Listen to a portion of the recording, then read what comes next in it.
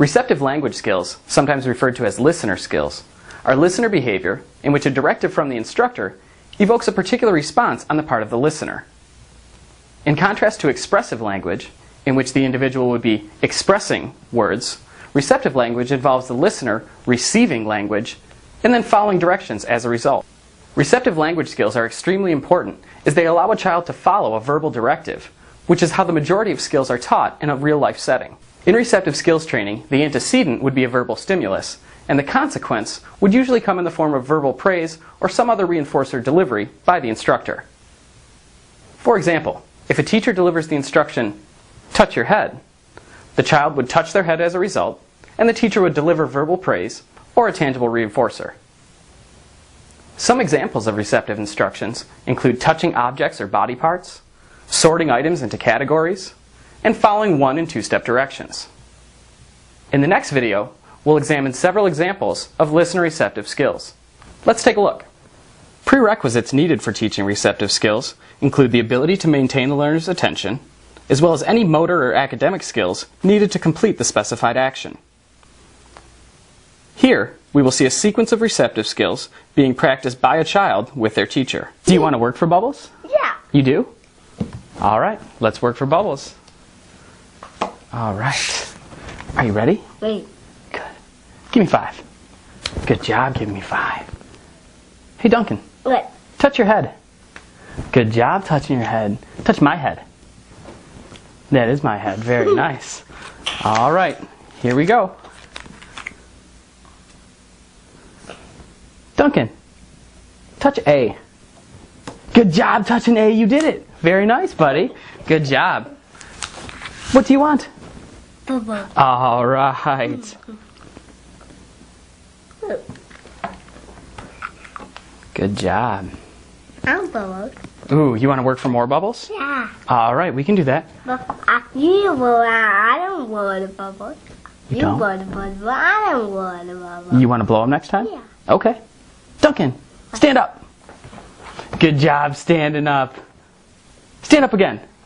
Oh, very nice. All right. Sit down. Now do this. Good job. Hey, Duncan. What? Stand up. Very nice standing up. Good job. Give me 5. You want to blow the bubbles this time? Yeah. Okay. Here we go. Whoa.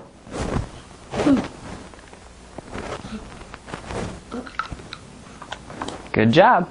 I want more bubbles. All right. One bubble there. Okay. Oh, you found more. All right. More bubbles. Ready? Duncan, give me C. E. Good job giving me C. Very good. Touch C. Good job. Now what do you want? Bubbles. Bubbles. All right. And I'm holding. Okay. Ooh. Now, we will watch the video again, this time focusing on the important aspects of receptive skills training. Hey, Duncan. What? Touch your head. Good job touching your head. Touch my head. That is my head. Very nice. Note that the direction, or SD, was a simple, concise request to perform a particular action. In this case, body part identification. All right, here we go. Duncan, touch A. Good job touching A. You did it. Very nice, buddy. Good job. What do you want? Bubble. All right.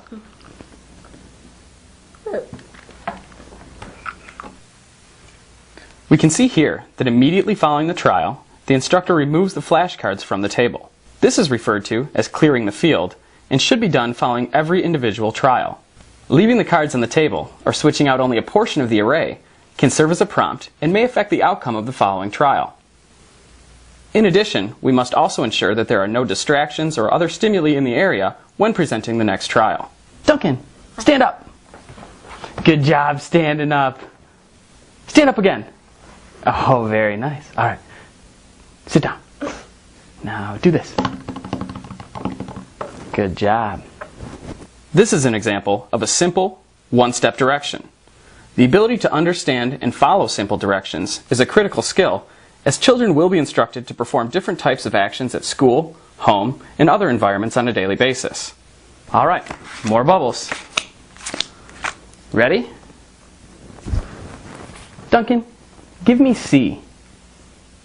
E. Good job giving me C. Very good. Touch C. Good job. Now what do you want? Notice how the instructor mixes up or shuffles the cards after each trial. This helps to ensure that the child is actually focusing on and identifying the requested item, rather than choosing an item based on its position in the array. The identification of letters, along with other objects, is a great example of receptive listener skills. Remember, many identification targets can be taught expressively as well, but the two skills are quite different. Research has found that receptive language skills often solidify before expressive language skills, so make sure to plan your programming accordingly. An important point to remember is that no words are necessary from the listener, as they would be with expressive language skills. There are a multitude of receptive skills that can be taught. Responding to any directive or combination of directives would all be considered to be receptive skills. Receptive language training should not stop once a child can perform a few actions or even emit words. As the child progresses, we should always be training new, novel, and more complex receptive skills. Start by teaching the skills that will benefit the child the most in their current daily routine. Begin by teaching instructions that will help the child become independent at home, or by teaching directives that include objects that the child comes into contact with on a daily basis. Don't forget to teach identification of the child's preferred foods and toys so that the child can later be taught to request these items. It's extremely important for a child to learn not only different commands, but different presentations of the same command. This helps the child to generalize different directions to different contexts, as well as with different individuals. Remember to vary your instruction, or SD, during teaching. In the beginning of training, specific or consistent stimuli may need to be used, but always remember that by using multiple examples of a stimulus, the child learns other forms of the item, and thus you are building in opportunities for generalization. Of course, we would always want our learners to know that the letter A on the page of a book is the same as the letter A on a flashcard, even though they are a different style and form.